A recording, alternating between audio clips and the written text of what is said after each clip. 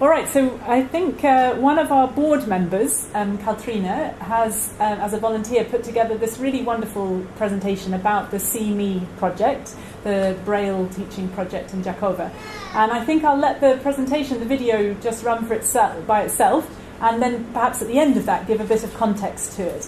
But I think this will be a very motivating way to see what we're raising money for today specifically.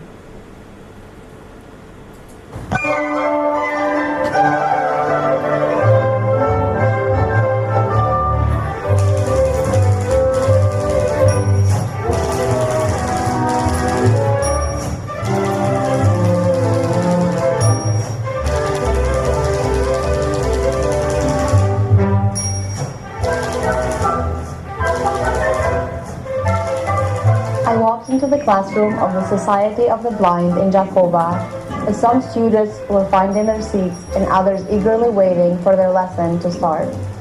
To my surprise, they were no longer using the 6-hole wooden structure which helps them to recognize Braille.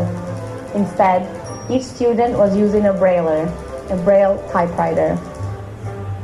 As soon as everyone sat, the Braille instructor, Shaib, started dictating as students typed away.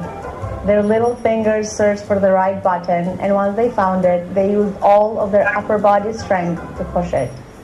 After writing each sentence, they would reach over and touch the white paper with Braille in it to make sure they had written it correctly.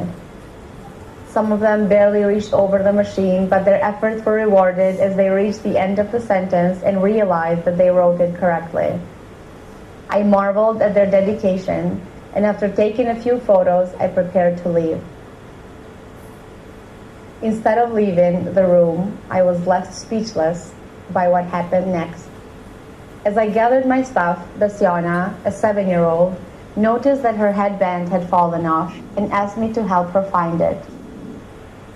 After handing it to her, she said, "Look, I can do this all by myself now." With the brightest smile on her face, Besiona took the headband and put it on without anyone helping her. At the end, she tucked away some of the hair that had slipped from the headband and turned to say, "See, I did it." Okay, I thought to myself, here is another story about our amazing Besiona. But this time, there was another story. After Besiona put her headband on, Sadik, a 13-year-old, said, "Look at what I can do," and got up. I was stunned. When Sadik first started attending these classes, he used crutches and could barely walk.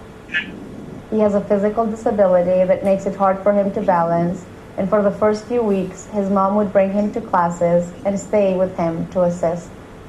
Now, he got up and walked without crutches and all by himself. His smile as he got up remains stuck in my head to this day. I cannot say that there is a correlation between attending Braille classes and gaining the skills and abilities that Besiona and Sadik have gained. Regardless, I could see how the socializing that happens in these classes is a motivating factor for them because they got to show off their new skills. I left the classroom extremely inspired and happy that TIP is supporting these classes. On my way home, I passed the pharmacy and could not help but think. Caution.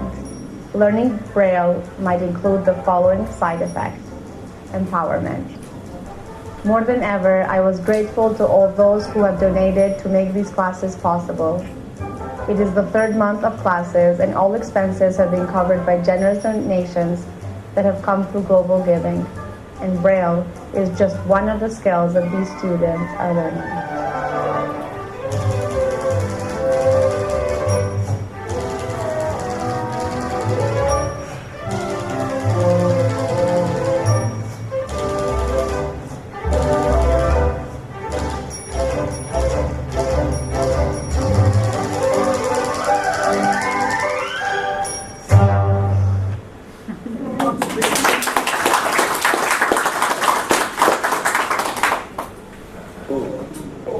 I don't think I can add anything because that's just lovely, isn't it? And it's really powerful for me to see that because I went to see the classes just after they'd started. I think they'd been running for 2 weeks or something. So to have seen Besiana then I mean, still a hugely motivated little 7-year-old, like a very, very insistent learner, and absolutely sure that she was going to manage to learn this strange new skill. But at the same time, she was at that point only using like a pointer in this plastic grid that Katrina mentioned as the only way of making the little bumps to form the Braille letters. So the idea that just a couple of months later she's using a Braille machine and taking dictation from somebody to be able to type on it and then read back seems extraordinary. And for children like Bessiana and Sadiq and the others who are in the programme, there isn't any schooling available. It's not that this is an additional bit of education for them. For some unfathomable reason, the authority in Jakova, which is the town where they are living, says that there are no Braille teachers certified to work in the public schools, even though there are other Braille teachers who are certified to work in the centre, in the Society of the Blind Centre. They are registered with the Ministry of Education. And they say that in the absence of a certified teacher, they won't let the children come to school at all. So the children have missed out completely on any education, let alone the specifics of Braille or the things they're learning about mobility and how to make their way around the world. But they haven't had any of that socialisation or any of the other things that you can learn in school even if you can't see. One of the children was born with some sight, and then on the recommendation of the doctor went to have an operation which actually removed his sight completely. So he did have some schooling before he came to our classes, but as soon as that operation made him completely blind, the school wouldn't let him attend anymore. The kind of tragedy of that really stayed with me, having talked to his mother when I was there.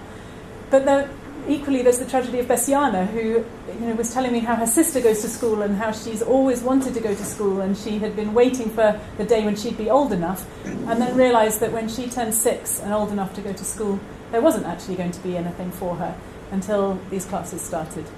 So it's not something I have any expertise in. I've never seen a Brailler until I went to Jakova a few months ago. I've never known how children are taught Braille and how to read and write if they can't see. So it's been a whole world opening for me. And it's also the first time that TIP has done a project that's not just focused on or an education project that's not just focused on the Roma, Ashkali and Egyptian community. As it happens, one of the children who attends is from the Roma, Ashkali and Egyptian, but the other children are Albanian, and I think there's one Bosnian boy. But the point is that we are wanting to support children wherever there is a need, and we heard from the Society of the Blind that there was this need, and so we found a way through Global Giving and through setting up this appeal online to be able to collect money for it.